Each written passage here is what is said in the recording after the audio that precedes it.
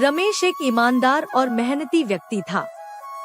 वह एक छोटी सी फैक्ट्री में काम करता था, लेकिन जब कोरोना महामारी आई तो फैक्ट्री बंद हो गई और रमेश बेरोजगार हो गया।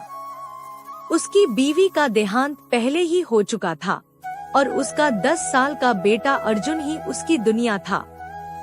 हर दिन रमेश नौकरी की तलाश में निकलता, सुबह से शाम तक दर-दर भटकता, लेकिन हर जगह से बस एक ही जवाब मिलता, अभी नहीं, बाद में आइए। अर्जुन अब छोटा नहीं रहा था। वह अपने पापा की आंखों का दर्द समझता था। वह स्कूल से आने के बाद चुपचाप पढ़ाई करता और अपने पापा का इंतजार करता। एक शाम रमेश बहुत थक कर घर लौटा, चेहरे पर मायूसी थी।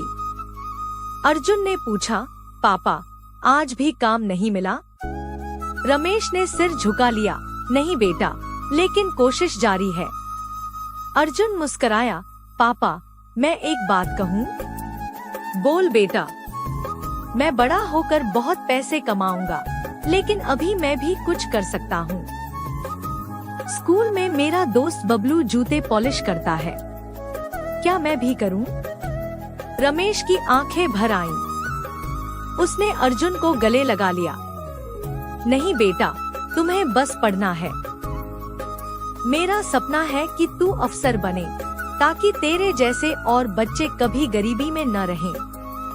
अगले दिन रमेश को अचानक नगरपालिका कार्यालय से फोन आया। एक सफाई कर्मी की नौकरी निकली थी। काम छोटा था, लेकिन ईमानदारी से कमाया जाने वाला था। रमेश ने बिना देर किए नौकरी पकड़ ली। अर्जुन ने जब यह सुना तो दौड़कर पापा को गले लगाया, पापा, अब हम दोनों मिलकर सपने पूरे करेंगे। रमेश ने मुस्कुराकर कहा, हाँ बेटा, अब हमारा वक्त बदलने वाला है।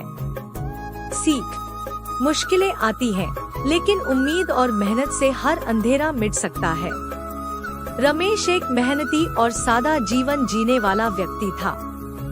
एक छोटे से कस्बे में वह एक फैक्ट्री में मशीन ऑपरेटर की नौकरी करता था।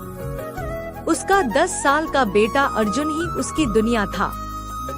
पत्नी की मृत्यु के बाद वह अकेले ही अर्जुन की परवरिश कर रहा था।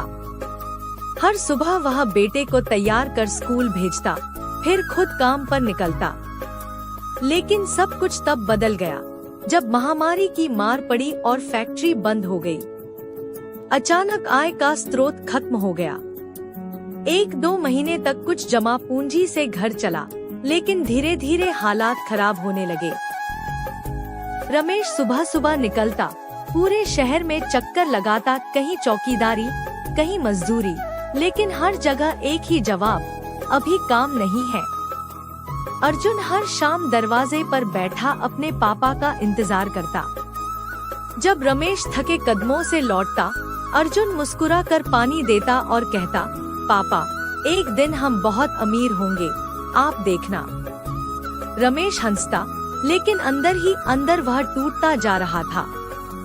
एक रात उसने बेटे की किताबों को देखा, पुराने हो चुके थे, कुछ पन्ने फटे हुए, लेकिन अर्जुन उन किताबों से भी दिल लगाकर पढ़ता था। अगले दिन रमेश काम की तलाश में एक मंदिर के बाहर बैठ गया, थका हुआ, हार मानने के कगार पर।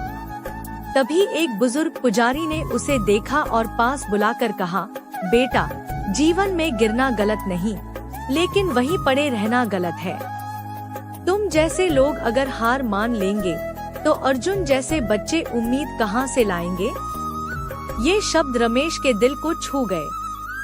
उसने खुद को समेटा और फिर से कोशिश शुरू की।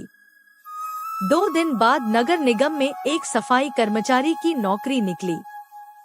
कुछ लोग बोले, इतना पढ़ा लिखा होकर ये करेगा? लेकिन रमेश ने गर्व से सिर ऊंचा रखा।